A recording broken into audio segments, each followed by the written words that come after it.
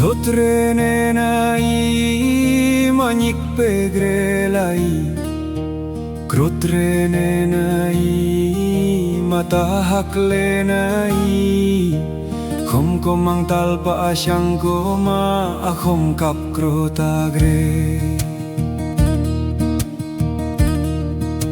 Khom komang mung koma nai akhom rakharoi lai, Kahuile mi nyubi prairet na kahuile ma nyubi khap. Totre nun nai kapamin yuyong dit nai, Mo may kuma nai kamay krahadario dit na.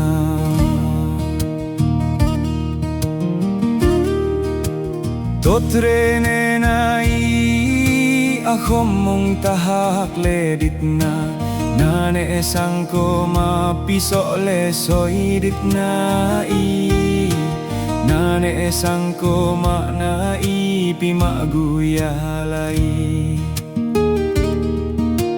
Min pakol na i rakoyoyok na i, Hanul pakol na i akroh kano posak.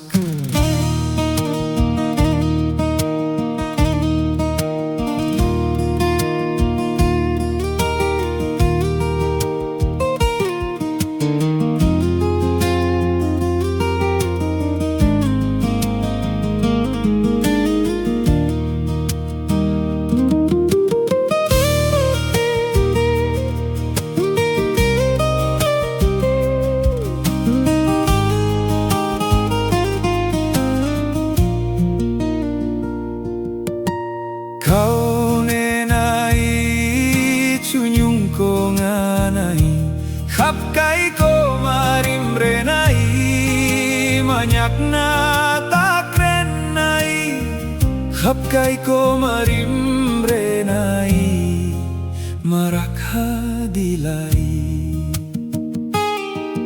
Hanul nai ko mareklam nai, aprok picruk nai, Nul nai ko manai ahui nyubi khap ditla.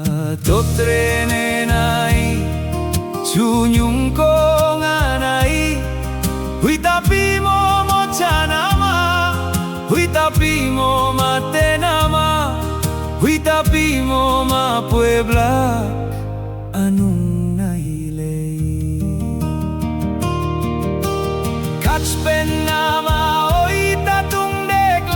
chidit nai, Kachpen nama oi tatung deklan yupela. Kau ne nama oi pamin yoyok chati, Kau ne nama oi pamin haruyata.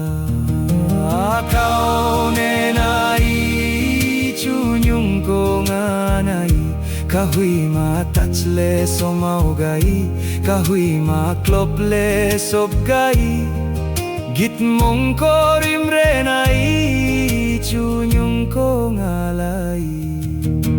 Chupa kom nano nama kanul mong ipei, Kach nama oi kahui opte ibipray.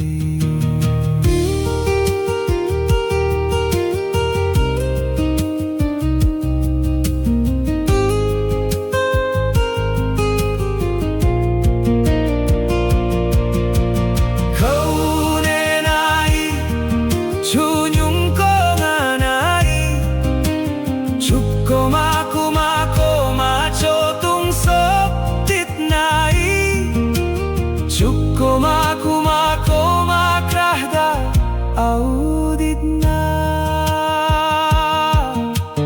Chukoma kuma krahda riudit nai, Khom kom nyak kong anlai, Akhom kom chukai ne, Hayo pa ko kachma kopi, Sukha soy pe namai, Hayo pa ko mao'y kopi Suknyum